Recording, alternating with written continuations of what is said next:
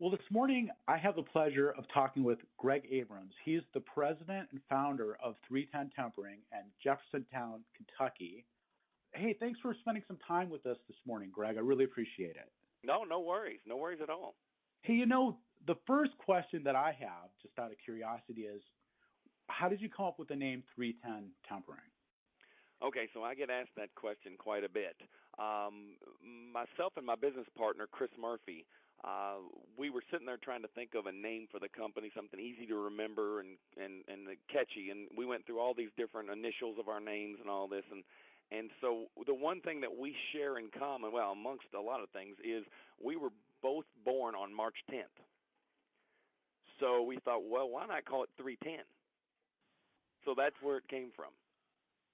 I would have never guessed that in a million years. Yeah, people who don't know the glass business very well, they say, "Well, is that the temperature that you use to temper glass?" Or I said, "Oh, no. I said, when we met at our previous job, we were joking about, well, he was getting ready to turn a certain age, and I was like, well, I am too, and well, what date?" And there's no way. Let me see your driver's license. So we exchanged driver's license and we laughed. So we share the same birthday, and we always try to do a little trip or something around it, but that was where the name 310 came from. Wow, that's pretty cool. Yeah. So talk a little bit about the evolution of 310 tempering. I read a couple of articles about it back in 2015. I know you guys were launching it. I don't know if you actually got started that year, if it took you a while. I'm sure it took a while to spin it up. So, tell us a little bit about that. Yeah, so we both worked at one of the largest shower door manufacturers in the country there I was there for a decade. He was there just right under that, and loved it there. They were great folks. They were doing some changes with management and different things, and it just wasn't the place that we wanted to be any longer. So we both left there, and then, we sat around and said, well, are we going to be consultants, or what are we going to do? And we said, well, why don't we just take a stab at it ourselves? So the summer of 2015, we decided to, buy equipment, and we bought a building, and then, it took most of that whole summer to start getting stuff in. It gave us time to find property, and then machines came in September, setup happened in October, and we tempered our first piece of glass on November 9th of 2015. And it's just been a great ride. We've been very blessed to have put a good team together, and get new product lines and just try our best to take care of our customers. What's your background in the glass industry? I know you were working in tempering plant or shower door fabricating facility before that, but do you come from a family of glass people or what? No, actually far from it. I've got a horticulture degree, and my family is in the landscaping business. And so I worked for my father all through high school and college, and then went to work for him full-time, and we just about killed each other.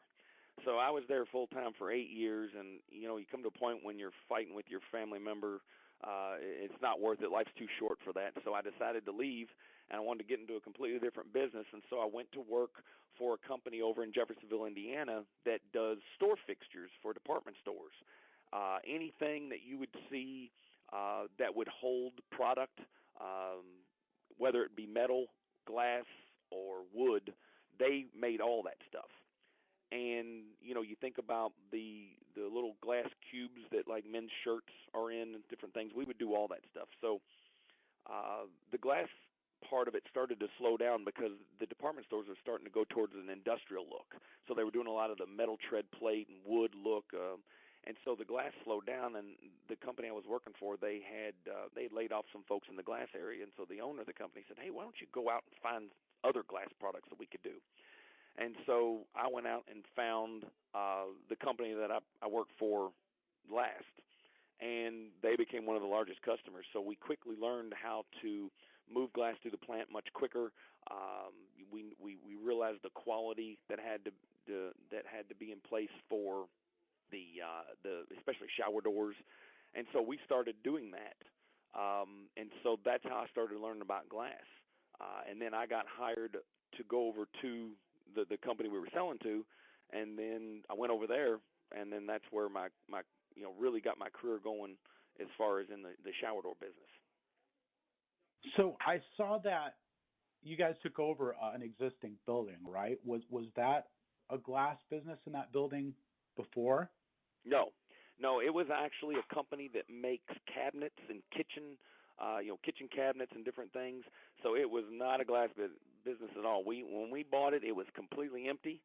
And our first day of work, August 10th, 2015, there was 5 of us that came in here, and we sat down for the first half of the day and talked about our business philosophies and started talking about the culture we wanted to create and different things. And after lunch, we started tearing carpet out. And so we spent that summer putting carpet down and painting and cleaning up and organizing and all the things that need to be done. The building's probably 20 or 30 years old, so it had some cobwebs, and so we had to clean it up. And so that's kind of how it started. But no, it was a completely empty building. You talked a little bit about business philosophy and just kind of like what your goals were starting out. I'm curious about that.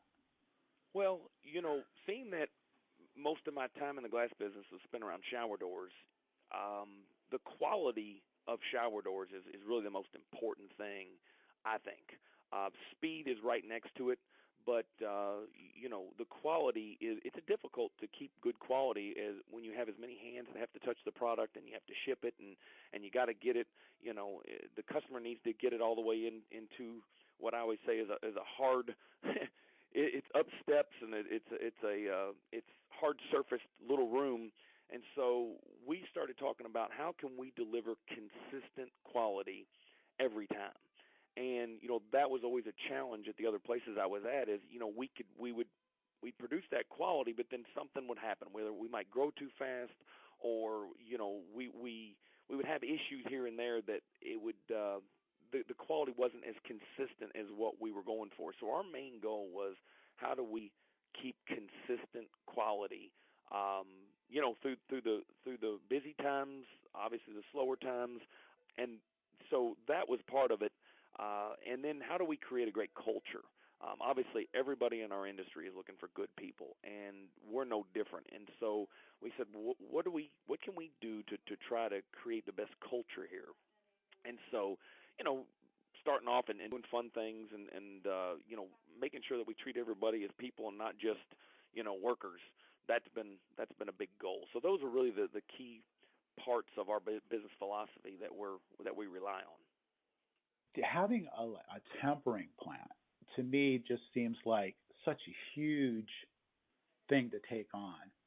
I mean, I've been in the business for a long time. Actually, as a teenager, when I was my very first job in a glass shop was actually Olson Glass in Las Vegas, Nevada, Okay. and it was a tempering.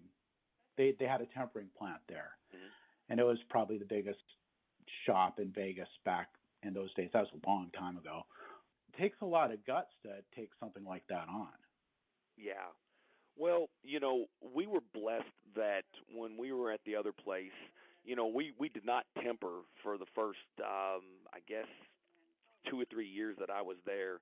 And then when we were having difficulty finding the quality of tempered glass that we needed as the business grew there, the owner of that company said, "Hey guys, we just need to do this ourselves." And he said, "I will fund it if you guys can find the equipment and get started." So we actually, we learned what we've got now. We learned that somewhere else. And you shop around and you have to get the right equipment for the type of product you want to produce.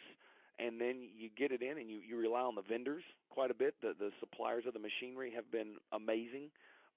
They help you, this is what you need to do. You need to set it here. And so, we learned all that, and it is a big endeavor, but we had a great head start with our prior company, so that we kind of knew what we needed. We made a few changes, but we really set it up very similar because that model worked well for us. And, when we decided to go on our own, it was like, well, we're going to do it very similar. We're just going to make a few of the changes that we had hiccups with at the last place and see if we can't do it a little bit better. The idea of being able to fill a factory with brand new equipment, because you do a lot more than just tempered glass. I mean, in order to make shower enclosures, you need pretty much like one of just about everything, right? Yeah, I mean, yeah, you got cutting tables and polishers and CNC machines and washers and obviously a furnace and we do laminating here as well, so we have to have a laminating area. So you do have a lot, but I'll tell you, when we first started, that building looked pretty empty.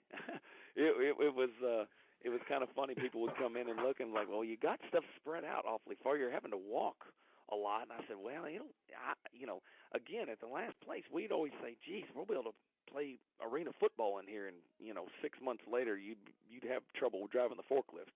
So it happens that fast. But yeah, the equipment, we bought it all just to, basically for the shower door business, and then we've kind of been expanding out of that, getting in a lot of railings and things like that. Yeah, railings are pretty similar to shower enclosures in the sense that you look at them pretty closely. You can get away with a lot when you're on the third floor. Yeah, absolutely. But in somebody's bathroom, when someone's going to be walking up to that thing every single day, you're talking about quality. Quality really counts. Yeah. And, it's a difference of looking through something and then looking at something. Absolutely, and especially when the product is designed to be beautiful. Yeah. And add that aesthetic, to the environment. It's very important, and glass is very unforgiving, right? That's right. Exactly. And when we got into the railing business, a lot of these great big tempering companies, they don't have any problem, kicking out a bunch of 36 by 42 squares. We started getting requests to do like the steps, the stairs, the parallelograms with holes for handrails and all. And in fact, a lot of customers for a while would use the bigger companies for the little squares, and then they would use us for the stairs. And we were fine with that. And so, when it gets into precise fabrication, that's what we're really good, at and set up for. And so, we would see all these parallelograms come over with holes and all these different things that they needed, elbows and such, and we would knock it all out and ship it. And finally I started asking them, I was like, well, where are you getting the rest of it at? And then they said, well, we're buying it from someone else. And I said, well, let me bid on that too. And so we were, we were able to win some of those because we can get pretty aggressive. Now we charge, accordingly for the kind of quality we do, but we can still compete with anybody in the country. So that's been a very growing part of our business, especially with the laminated. Some of the new specs that have changed in certain areas of the country based on the weather and different things. We've been doing a lot more laminated railings. Is anybody doing those like glass stairs, like treads and risers for stairs there in your area? Well, we have not been asked for them yet. I saw some at a trade show, and I asked a couple questions about it, but we haven't done any yet.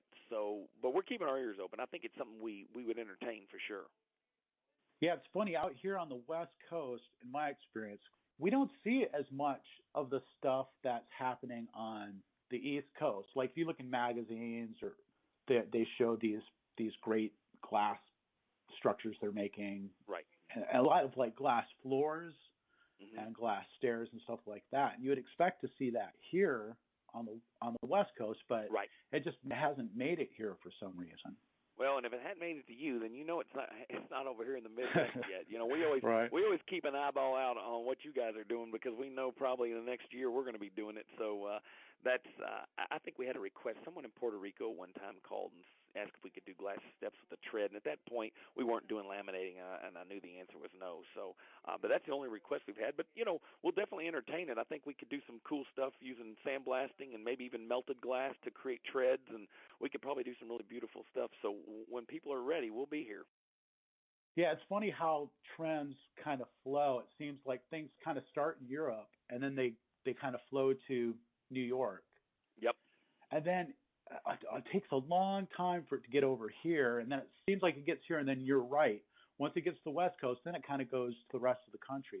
That's right. Yeah. It's odd the way that it's counterintuitive to how you'd think things might work. Yeah. No, I agree with you 100%. So back to that article from 2015, they were predicting that you'd add like 120 jobs in 5 to 10 years. Mm-hmm. So are you guys on track to do that? Yeah, yeah, we are. We've I think we're getting close to about 70 folks right now, and it's not my goal to grow at some certain pace. Our goal is to just maintain our quality and consistency, and whatever that looks like. We've been very cautious, and on the different opportunities that are presented to us, just to make sure that we keep that consistent quality. That's the name of the game. Now, those are the headaches that I've had in the past at other places that I really want to avoid, because growing too fast is absolutely still a problem. And I don't want to let my customers down that have been so good to us in this whole startup. So we are going along at that pace. I think that prediction was pretty accurate. Not sure that it will hit it, but again, everything that we've done here has been calculated pretty well. We've had a couple little surprises, but nothing that threw us off the tracks. Yeah, well, it's great to create jobs, and Yeah. And that's one metric for measuring success, right? But certainly Right. not the only one. I know that when you started, you were going to be like the third of 3 tempering plants, like within a 50-mile radius or something like that. Yeah. Mhm. Yeah. We're So actually there's 4 of us now here. that was going to be my question, if that was still the case or not. Yeah, yeah. Oh, yeah. I've worked at, so obviously this one and the last one and then the one I started at, all 3, and then one of the, they basically do IG. They do a lot more IG. They're here in town now. So, well, they've been in town. They've been in town forever. But yeah, there's basically 4 glass manufacturers within, 50 miles is too much. It's probably 20, 25. Wow. Yeah. And there's that much demand. Yeah, the glass business, like you mentioned earlier, glass is being used for so many different applications other than just, tabletops and windows and things that, to my knowledge, all those companies, I still keep in contact with the original company that I started working for, and I'm competing with the one the one I just worked for before, and I think everybody's doing well. I think there's plenty of business out there for all of us, and different opportunities look good to different companies, and people are picking through them, and yeah, I mean, there's a lot of glass getting made right here in Louisville, and shipped out all over the country. Wow, that's awesome. I was doing more of like a full service thing, and I was having a conversation with one of my competitors, and he said, there's enough work in shower doors that someone could just start a business just doing shower doors in the area. And I was already kind of moving in that direction anyway. What people used to like freak out about as far as, price goes, people Right. are willing to spend now, which is a lot of fun because you get to do cool things that are interesting. And so with that in mind, let's talk about the Phantom series Okay. shower enclosure. Mhm. This actually is a little bit of a phenomenon right now in the industry, isn't it? Yeah. Oh man, that has been my most favorite product to sell. And like you said, the bathrooms are, people are spending more money. Luckily, we got the bathroom renovations kind of linked in with the kitchen renovations, and people always knew that, when you renovate your kitchen, it was going to be a pretty hefty price tag. And so luckily the bathrooms got kind of linked in with that as well. So I think people kind of expect it. But the Phantom has just been super exciting for us. When the barn door, all the barn door talk came out, and people were doing the single rolling units and all, and of course we jumped on board with that. It's probably back 5-6 years ago, and started creating different configurations for those different wheels and bar sizes and so on and so forth. But everybody always wanted the double movement, both of them, and so everyone was trying to engineer something that had less metal, but yet could hold up and be durable for 2 rolling panels. And so when CRL launched their Cambridge, we were right there kind of dialing in our metal version of it as well. We called it Duo. And we got in the bars, and we hung it up, take pictures for the catalogs and such. And and Chris and I sit there and we looked at it and we said, "Man, it's just a lot of metal. It's a 2x4 out of metal, and it's got to be that way, because of the weight of the glass." And we had just started laminating, and we were learning about the strength of some of the structural laminate that's out there, and so we were cutting our teeth at learning that. We had never done anything laminated prior to that. And so one thing we always like to do out here is we just like to test stuff, and we like to break stuff and beat it up and all the different things. Yeah, absolutely. No, it's fun. We hit golf balls at it and throw baseballs at it and whack it with hammers and drop it from 50 20 feet off the ground. So anyway, this laminate was so incredibly durable. We were like, wow. So we kept pushing the limits, and so we were actually driving back from Chicago, and we were both talking about what could we do, and it just came up with, why don't we use glass? Why don't we just create a dual rail piece of glass with structural laminate that can hold the weight, but yet you see right through it? And we got home, and we couldn't get to work quick enough the next morning and started working on that. And we've got a really good friend that is an attorney, and he said, well, you ought to patent it. I said, in this business, no one patents. Everybody copies each other. You just got to get a head start. And he said, no, I think you're missing it. You should patent it. And so we got a hold of some patent attorneys, and we said, okay, who knows? So we went through that process to get patent pending status. And so when we started putting it out there, it took off more than any product that I've ever been associated with. People were calling, and folks like you that were kind enough to put it up on your Facebook pages and different things, and just going out on the road and selling it. I'd bring the samples in, and they said, what in the world is this? And I said, imagine it rolling. The wheels roll right on the glass. It's just smooth, and people went nuts. And we have had a great time selling it. It's very popular. We've got folks like yourself that we're just sending the KDs to across, anywhere. We'll make sure you have the right deductions for all the glass, but buy your glass local because it's expensive to ship. But we can send you the KD kit with everything you need. And so I'd say we're shipping to, more than half the country as far as the different states. We've got Phantoms going to each one, and hoping for more. We're having a good time with it. Oh yeah, I'll tell you what. I love this product. I got to do my first one here recently for this high-end contractor who does this kind of work. He does the kind of work that I like to do, and just a great guy. And I told him about it. It's like, hey, there's this thing. I haven't done one yet. Would you like to do it? It's like, oh yeah, absolutely. So you guys shipped us the KD kit, and I have to tell you something. I unwrapped it. I took a little video of myself doing it because I love to do that. But it was just so perfectly made.